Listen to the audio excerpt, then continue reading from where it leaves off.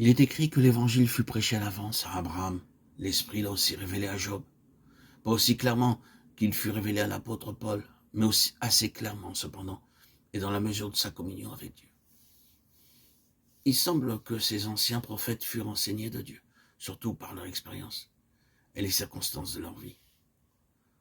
Très probablement, Job n'aurait pu expliquer toute la signification du sacrifice par lequel l'homme pouvait s'approcher de Dieu.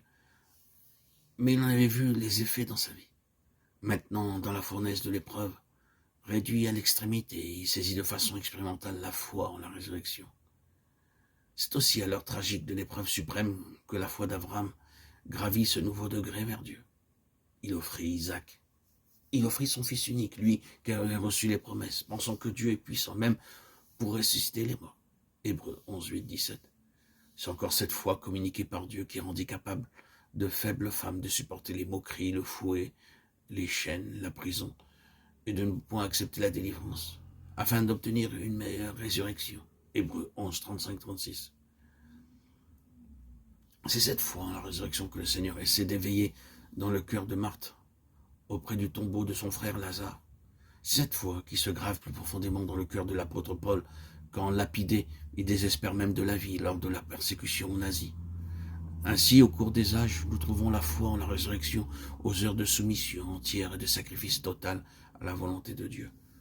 L'heure de la souffrance et de l'angoisse suprême paraît être celle où l'esprit humain peut briser ses chaînes et pénétrer dans le royaume de la lumière et de la connaissance de Dieu d'une manière impossible jusque-là. Il en fut ainsi pour Job, dans le creuset d'une épreuve sans parallèle, au sein d'une épouvantable souffrance, n'ayant plus que la peau, des dents, comme il le dit lui-même. C'est en cette extrémité qu'il s'écrie « Je sais que mon Rédempteur est vivant. » Et voici son âme remplie de l'ardent désir de rencontrer son Sauveur, de le voir face à face. Il sera son ami, il lui sera favorable. Puis ses yeux se reportant sur ceux qui l'entourent, il dit qu'il y aura un jugement, la justice de sa cause sera reconnue. Vous direz alors pourquoi le poursuivions-nous? Craignez pour vous le glaive. Les châtiments par le glaive sont terribles. L'Éternel a son feu dans Sion et sa fournaise à Jérusalem, Ésaïe 31, 9. Mes pensées me forcent à répondre, proteste Tsophar, et mon agitation ne peut se contenir. J'ai entendu des reproches qui m'outragent, Job 20 et 21. Job a parlé avec une patience d'un Rédempteur vivant qui prendra sa détresse, sa défense, qui soutiendra sa cause, le relèvera de sa détresse, lorsqu'il viendra pour juger le monde. Et craignez son jugement, a-t-il dit à ceux qui le condamnent. Tsophar, on est indigné, n'attend même pas que Job achève ce qu'il a à dire. Ne sais-tu pas que le triomphe des méchants est de courte durée, et la joie de l'impie momentanée, dit-il.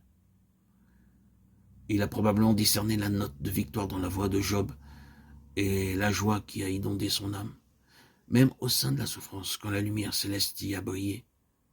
Est-il possible que Tsophar se soit mépris à ce point sur la pensée de Job, jusqu'à ne voir ici qu'une émotion ou une exaltation passagère?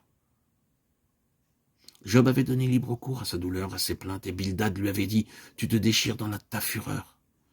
Mais Dieu a répondu à Job en versant un peu de lumière dans son cœur. Et ce qu'il a dit maintenant a un accent de triomphe.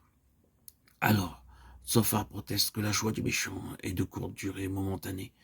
Il prétend que ses pensées, son bon sens l'oblige à parler.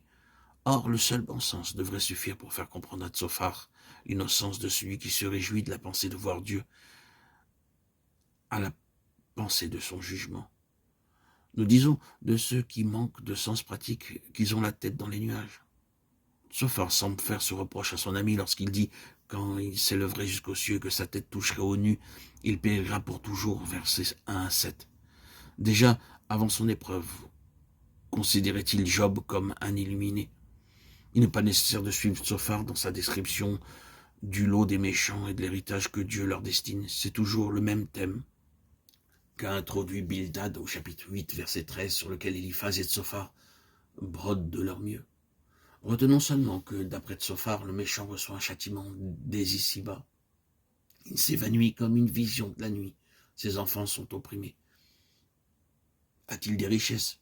Il en sera dépouillé. Il ne gardera pas ce qu'il a de plus cher. sa prospérité ne durera pas. Tous se dresseront contre lui. Il est en proie aux terreurs de la mort. Il sera dévoré par un feu que n'allumera point l'homme. Les cieux mêmes dévoileront son iniquité et la terre s'élèvera contre lui. Chapitre 8, verset 27.